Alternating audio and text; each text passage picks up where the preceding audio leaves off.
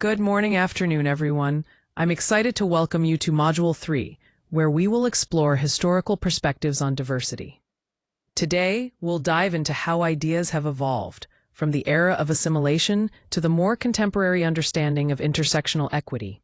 This session promises to provide valuable insights into how diversity has been shaped over time and why it matters today. Let's get started. Here we have an introduction to diversity models, comparing two main concepts, the melting pot and the salad bowl. The melting pot model emphasizes assimilation, where different cultural backgrounds blend into a single, unified mainstream culture. It's like melting various metals together to form one solid piece. On the other hand, the salad bowl model highlights coexistence, where distinct cultural identities are preserved and exist side by side. Much like the individual ingredients in a salad, each maintaining its unique flavor while contributing to the whole. This comparison helps us understand different approaches to cultural diversity and integration. Let's explore the melting pot assimilation model by focusing on three key aspects. First, assimilation often caused minority groups to lose their unique cultural identities and traditions. This cultural loss happened as people were encouraged, or sometimes pressured, to conform to the dominant culture. That brings us to our second point. Policies played a significant role in pushing minority groups to adopt these dominant cultural norms, which increased the pressure to conform. Finally, this process of assimilation shaped schooling and labor practices, directly impacting education and employment opportunities. It influenced how individuals integrated into society and the workforce, often determining their access to resources and upward mobility. The image of the soup with various fresh ingredients represents how different cultures blend together in this model, creating a new combined identity. Here we have the salad bowl model, which emphasizes embracing cultural identities within a society. First, it preserves identity by valuing the retention of distinct cultural practices, allowing individuals to maintain their unique heritage. Second, it encourages representation by supporting diverse cultural groups to be visible and heard within institutions, ensuring everyone has a voice. Finally, it supports plural policies, promoting frameworks that recognize and accommodate multiple cultures simultaneously. This approach contrasts with assimilation models, highlighting the importance of multicultural coexistence, much like the diverse ingredients in this vibrant salad that blend together without losing their individual flavors. Here, we're diving into Kimberly Crenshaw's groundbreaking concept of intersectionality. At its core, intersectionality is about recognizing that our identities, like race, gender, and disability, don't exist in isolation. Instead, they overlap and interact in ways that create unique experiences and challenges. For example, the struggles faced by a Black woman with a disability can't be fully understood by looking at race, gender, or disability alone. These overlapping identities produce specific barriers that require us to consider them together to truly grasp the complexity of someone's experience. This framework helps us see the full picture and address inequality more effectively. On this slide, we see a stacked bar chart illustrating how systemic barriers accumulate based on different identity factors. The chart breaks down the impact of race, gender, and disability on disadvantage. Starting with single-axis disadvantage, race accounts for a significant portion, showing a value of 10, while gender and disability are not represented at this level. When we look at two overlapping identities, the combined effects start to show up. Race remains at 10, but gender adds 5 to the overall disadvantage. Finally, multiple overlapping identities compound the barriers further, with race at 10, gender at 5, and disability contributing an additional 3. This visualization highlights the important concept that inequality is not just about one factor, but how multiple identities intersect and intensify systemic challenges people face. Understanding this layered nature is crucial for developing more inclusive policies and interventions. Ableism, at its core, is discrimination and social prejudice against people with disabilities. This includes individuals with both visible and invisible conditions, which means it's not always obvious who is affected. Understanding ableism requires looking at its roots in history.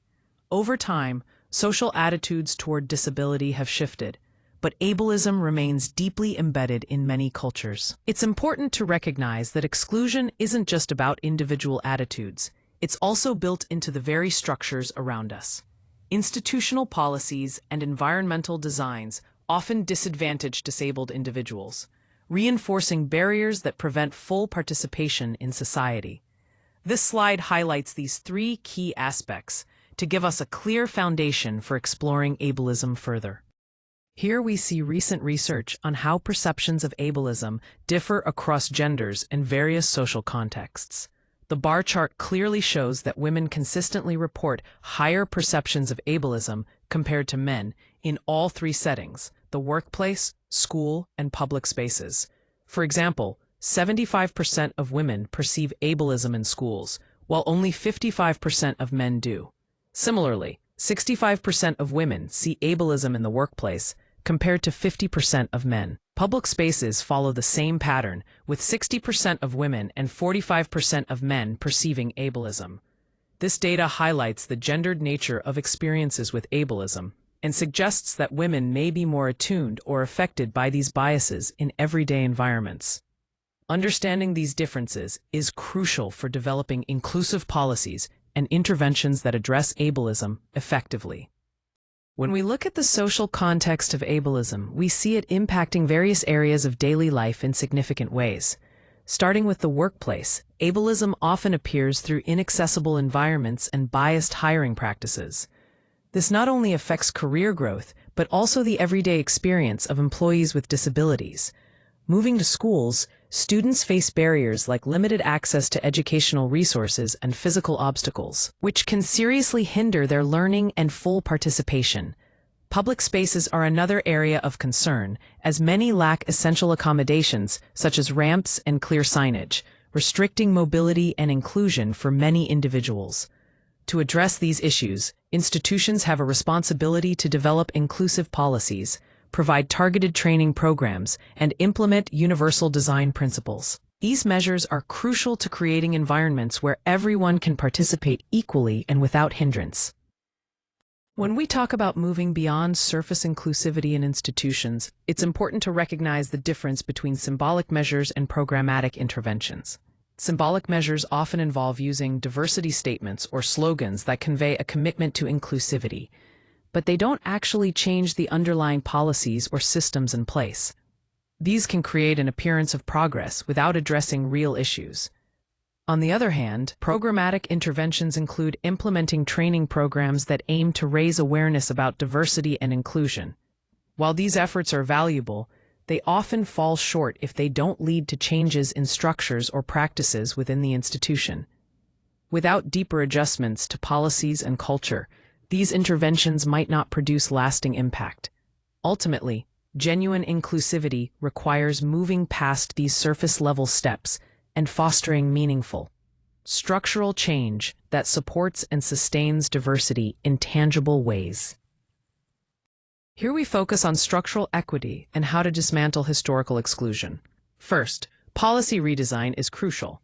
This means revising rules and resource allocation to remove structural barriers that have long prevented equal opportunities. Next, inclusive hiring and retention involve redesigning recruitment processes and career support systems to ensure lasting inclusion within organizations. Finally, accessible infrastructure highlights the importance of investing in both physical and digital accessibility so all users can fully participate. Together, these steps create a foundation for equitable environments where everyone can thrive. Here we have two important case studies highlighting equity in both educational and workplace settings. First, on the education front, targeted programs in diverse classrooms have made a significant impact. By tailoring initiatives to meet the needs of varied student backgrounds, these programs have boosted student engagement and improved academic performance. This shows how thoughtful educational strategies can create more inclusive and effective learning environments. On the workplace side, implementing inclusive hiring and retention policies has led to noticeable benefits. Not only has workforce diversity increased, but employee satisfaction has also improved. This shift demonstrates that fostering an inclusive culture is crucial for building a motivated and diverse team.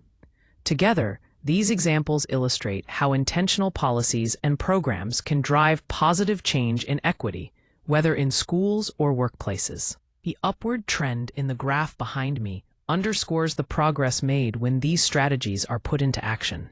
Here we explore 3 crucial approaches shaping the future of diversity. First, cultural recognition emphasizes the importance of policies that honor and incorporate diverse group identities. This approach fosters a sense of inclusion by acknowledging the unique cultural backgrounds within our communities. Next, intersectional policy addresses the complex social dynamics by considering overlapping identities. This means policies are designed to be more nuanced and effective by understanding how different aspects of identity interact. Finally, adaptive institutions are systems that evolve in response to changing social contexts and needs. These institutions remain flexible and responsive, ensuring they continue to support diversity as societies grow and change.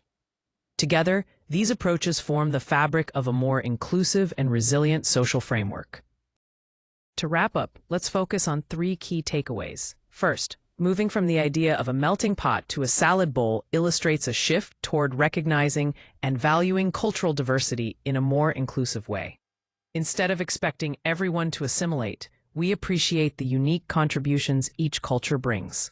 Second, intersectionality matters, a reminder that overlapping identities can create specific challenges that require thoughtful, nuanced solutions. It's not one size fits all. And finally, achieving true equity means going beyond symbolic gestures. We need to implement meaningful institutional reforms to create balanced and fair systems, represented here by the scales of justice. These points are crucial for understanding how we can move toward a more equitable and inclusive society. Now, let's open the floor for questions and discussion. I'm particularly interested in hearing your thoughts on how intersectionality appears in our local context. Consider which institutional practices might need to be restructured to better address these issues. Finally, think about what immediate step you can take to contribute to this change. These discussion prompts are designed to guide our conversation and help us focus on actionable insights. Feel free to share your perspectives and ask any questions you have. Thank you all for your time and attention today. If you have any questions or would like to discuss anything further, please don't hesitate to reach out to me at my email address. I've also included a link to some additional resources that you might find helpful. I look forward to continuing the conversation and connecting with you after this session. Thanks again.